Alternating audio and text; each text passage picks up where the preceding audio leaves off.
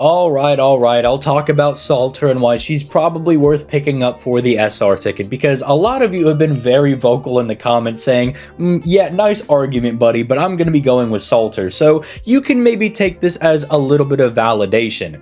Because in this video, we're going to talk about all the reasons why Salter is an amazing servant to go ahead and pick up, even if she's more of a long-term investment, because right now, she's not the craziest servant in the world. You can still smack people pretty hard with Excalibur Morgan, but she becomes leagues better when she gets her first skill buff. So I'm going to break that down more in this video, obviously, and probably have some stuff in the background of me just messing around with her because I don't have her on JP, but she can still put in some nice work because of just how good this first skill becomes. Plus, with her other skills already being fairly decent, realistically, I would just like to see them buff the charisma that she has. And as soon as they do that, I think she is just absolutely cooking.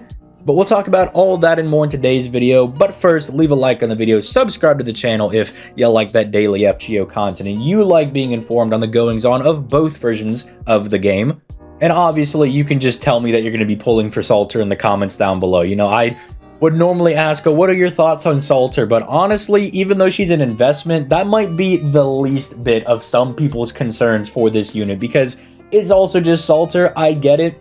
Before I had her on the NA side of things, I literally grailed my OG Artoria just because, well, this is as close to Salter as I'm ever going to get, and then I finally got Salter on, I think, the last SR ticket that we had, and kind of regretted it a little bit, and I further regret it now that Salter is way better on the JP side of things, because I know that not everybody cares about farming, which the buff is very strong if you are going to use her as a farming servant, but it's also really good if you just want to run into challenge quests. Now, one of the first major things that you may or may not know about Salter is that her NP percentage, you know, the amount of damage she does on her NP is a little different. You'll notice that even though she's a Buster AoE servant, her NP1 damage is 450%, which is a little bit strange. You know, look at the OG Saber, even with a buffed NP, is at 400%. So things are a little bit ludicrous with Salter. She just does bonus-free extra damage, I guess, because they were just like, hey, it's Saber Alter. She should probably output more damage than normal Artoria.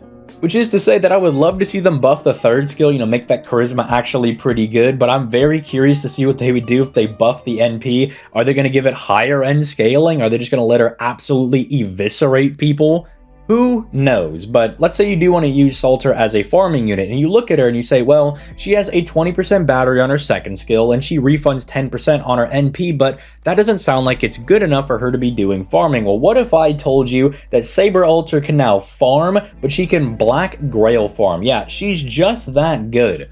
Because I've seen a couple of people misinterpret how the first skill works, because it says, oh, on attack buff, you know, she's able to get 10% NP back. It's like, okay, so when you hit an enemy, you get 10% back. I could see that, oh, maybe you use your face cards and you know, you hit an enemy before you do the NP or after the NP, and you're trying to like hard refund that way. No. That's not how it works. It gives the on attack buff to all of her Buster cards, including her NP, to get 10% per enemy hit. And since the NP hits 3 enemies at once, she refunds 30% back on just that alone, plus the 10% on her overcharge. So she gives herself 40% NP back, which is ridiculous. It is ludicrous.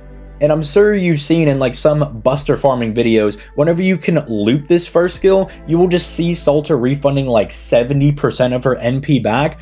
It starts to get a little bit ridiculous, right? Like, so you're getting 20% per enemy hit plus the 10% on the NP, so she'll just loop 70% of her NP back. It's kind of a scary buff, all things considered, because admittedly, when she originally released with this buff, I don't want to say originally released, but she came out with this buff a few months back for the anniversary, I was like, oh, this is pretty solid. You know, you'll be able to use face cards and, you know, do stuff like that. And then I had to reread it and I was like, whoa. She is refunding 40% of her NP back. She is basically looping almost arguably better than half the quick units in the game, which is really funny because you have a quick unit that's like, not as good of a looper, but, you know, they can still get like 50% of their NP back. And then you have a Buster farmer over here that is just getting 70% back on wave 3, which is just absolutely hilarious to see. But then think about using her in a CQ environment, right? Obviously, you want to try to stretch this out to 3 different turns using her NP, but imagine you go into a CQ and you load up a Buster Brave Chain, right? You get 30% back for all 3 of those enemies, then you get 10% from your own NP, you got double Koyenskaya, that's 20% per each Buster card, that's another 40% NP that she's getting, plus her battery. She can just kind of auto loop her NP whenever she wants. It's like guaranteed follow-up NP. I'm gonna smack them again. Now, unfortunately, there's not a whole lot you could do with that because her Buster buff is also 3 times for 3 turns, clearly intended to be used in a farming environment, but it is still a mana burst. So we take it for those, but they also gave her Pierce Invincibility. So if you're gonna go run into a challenge quest, say you're fighting a coup or something, you know, some guy that has a dodge, or maybe you're fighting a Percival, you know, a dude with invincibility. She can just straight up run up on them and say, well, I might be out of gas with the Buster buff, but 1, I'm probably going to loop that back because of Koyenskaya and how she functions.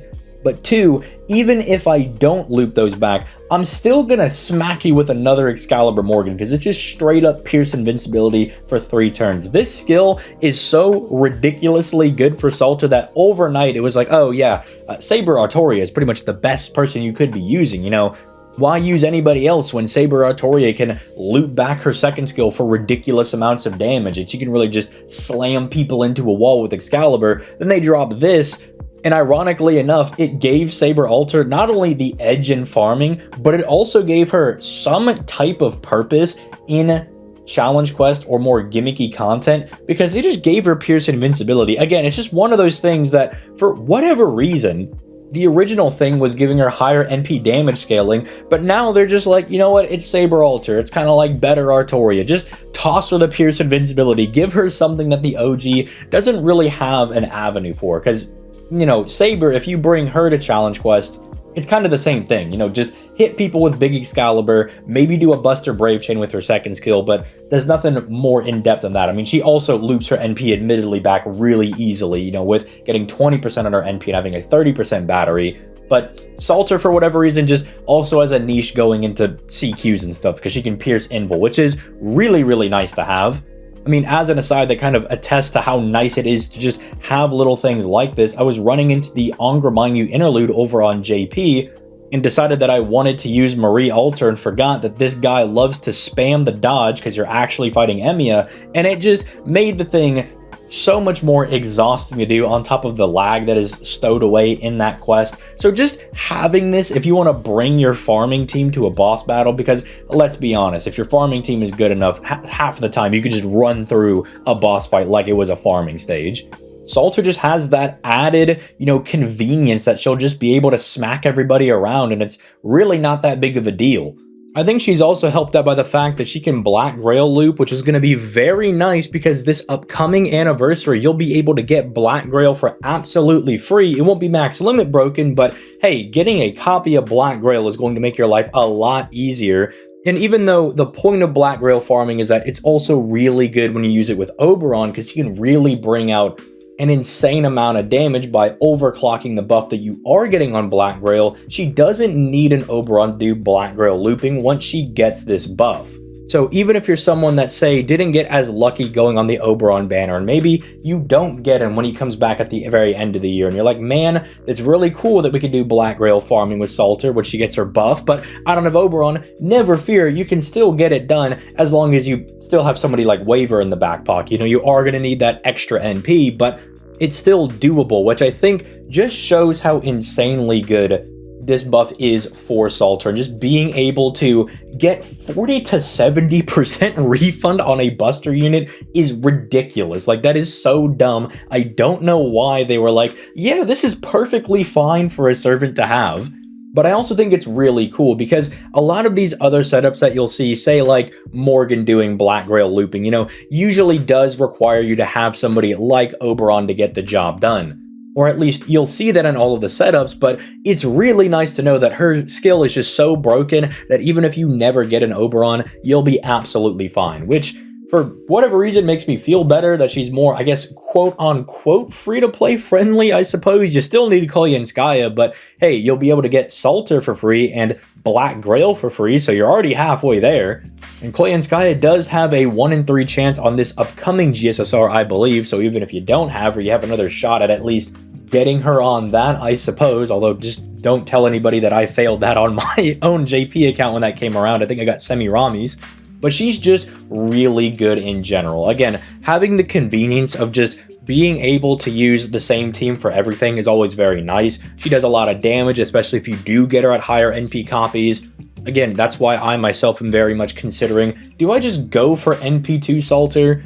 Because there's just something really humorous about getting 70% of your NP back on a Buster card, because, you know, it's not supposed to gen NP. It's just hilarious that you can do that. It feels so broken. And even though, for me, you know, someone like Hephaestus would be a really good pickup, or I really do like Zenobia, I just think the value of having an NP2 Salter where you can start to use her going into like some type neutral stages because her damage is going to start getting high enough, I think that does have a lot of value. And she's, again, one of those Fate Stay Night servants that I'm sure they'll give her another buff eventually. You know, they love Fate Stay Night. You know, people like Artoria and Gilgamesh are never going to go out of style. I don't think Salter is ever going to go out of style either. I mean, she may get things late, but compared to the OG Artoria, I mean, when she got her costume later, I think her costume is leagues better than the little dust cloud that normal Artoria's got waving around. And then they gave Artoria a broken second skill buff, and they turned around and gave Salter another really broken buff on her first skill, even though she had to wait for it. I think her first skill is better than Artoria's second skill. As good as that second skill is, again, 40 to 70% refund is ridiculous. Like, it is absolutely nutty, dummy, insane. But let me know what you think in the comments down below. I also don't want anybody to feel that even though she doesn't have her buff right now on NA, that she's going to be completely useless. Like, she still does have a decent shell of a kit. It's just she's not nearly going to be as good as she is in JP right now because that buff is so insane. But you can still use her to, like, smack people with Excalibur Morgan. Her damage is still fairly decent. You know, she can still hit people really hard. And if you believe hard enough, I'm sure you can use some type of setup to make her farm over on the NA side of things. I don't know, maybe use like Habitrot to give her the buff, and then, you know, she cycles herself out for another buffer, and you got a plug suit for another guy. I don't know, if you throw enough NP at somebody, I think anybody can farm. So surely, if you are determined enough and you have the will, you'll probably be able to get her to loop on even the NA side of things. But with that being said, I'm going to go ahead and get out of here. You guys have yourselves a nice day, and I'll catch you guys on the flippity floppity.